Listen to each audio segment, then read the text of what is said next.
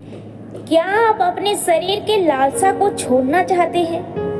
क्या आप जानते हैं कि क्या काम करने से परमेश्वर के राज्य के आप वारिस नहीं हो सकते? आज हम देखेंगे परमेश्वर के वचन इस विषय में क्या कहता है। गलातियों 5 अध्याय 16 से लेकर 25 वचन तक आज हम समझेंगे। पर मैं कहता हूँ आत्मा के अनुसार चलो तो तुम शरीर के लालसा किसी रीति से पूरी ना करोगे, क्योंकि शरीर आत्मा के विरोध में और आत्मा शरीर के विरोध में लालसा करता है और ये एक दूसरे के विरोधी है, इसीलिए कि जो तुम करना चाहते हो वह ना करने पाओ। और यदि तुम आत्मा के चलाए चलते हो तो व्यवस्था के अधीन न रही। शरीर के काम तो प्रकट है, अर्थात व्यभिचार, गंदे काम, लूचपन, मूर्ति पूजा, टोना, बैर, झगड़ा, ईर्ष्या, क्रोध, विरोध, फूट, विधर्म, डाह, मतवालापन, लीला क्रीड़ा और इनके जैसे और काम है। इनके विषय में मैं तुमको पहले से कह देता हूँ, जैसा पहले भी कह चुका हूँ, कि ऐसे काम करने वाले परमेश्वर के राज्य के वारिस ना होंगे।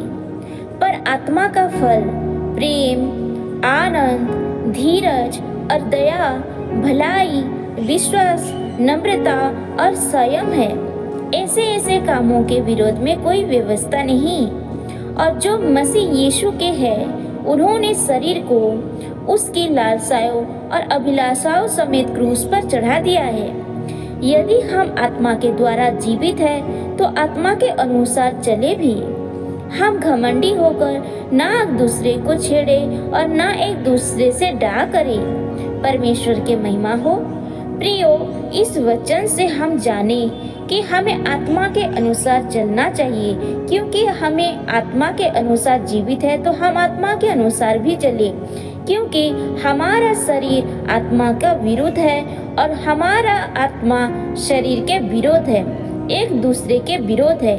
इसीलिए हमें शरीर के लालसा के अनुसार नहीं चलना चाहिए, हमें आत्मा के अनुसार चलना चाहिए। और परमेश्वर का वचन साफ साफ कहता है मेरे प्रियो, कि हम मूर्ति पूजा करने से, टोना करने से, किसी को बैर करने से, किसी के साथ झगड़ा करने से, ईर्ष्या करने से, क्रोध करने से, विरोध करने से, विधर्म मतवालापन लाने से अपने जीवन में ऐसे काम करने से हम बिल्कुल भी स्वर्ग के राज्य में प्रवेश नहीं कर सकेंगे। परमेश्वर का वचन साफ साफ कहता है। प्रियो, आत्मा का फल क्या है? आत्मा का फल परमेश्वर का वचन कहता है प्रेम है, आनंद है, शांति है, धीरज है, दया, भलाई, विश्वास, नम्रता, संयम। ये सब आत्मा का फल है मेरे प्रियो। ये सब अपने जीवन में लाने की आप जरूर कोशिश कीजिए और वो सारी चीज़ों को अवॉइड कीजिए जो आपको स्वर्ग में जाने से रोकता है। हर एक गंदा चीज को करने से अपने जीवन को रोके और हमेशा आत्मा के साथ चलने की कोशिश करें, ना कि शरीर के अभिलाषाओं के साथ।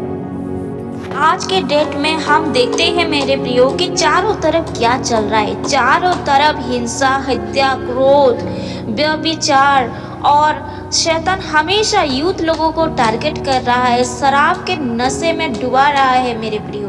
तो ये सब कहाँ से आ रहा है आपको समझना पड़ेगा। शैतान नहीं चाहता कि आप स्वर्ग में जाए, शैतान हमेशा चाहता है कि आप नर्क में जाओ। तो ये सारे शारीरिक अभिलाषा को शैतान टारगेट करता है कि आप व्यभिचार में फंसे, आप व्यभिचार में पड़े, आप शराब के आदत में पड़े रहे, अपने जीवन को नष्ट कर दीजिए। ये सब शैतान चाहता है। बहुत सारे ऐसे यूथ लोग मर्डर करते हैं, हत्या करते हैं, बेखौफ, बिल्कुल किसी को डर भय कुछ भी नहीं, वो लोग हत्या कर लेते हैं। छोटे छोटे चीज़ों से गुस्सा होकर, क्रोध होकर हत्या कर लेते हैं। ये सब कहाँ से आ रहा है मेरे प्रियो? ये सब शैतान की ओर से आ रहा है। इसीलिए अपने शारीरिक अभिलाषा को आप कंट्रोल कीजिए, आत्मा के अनुसार चलने की कोशिश कीजिए, ताकि शैतान के काम सफल ना होने पाए।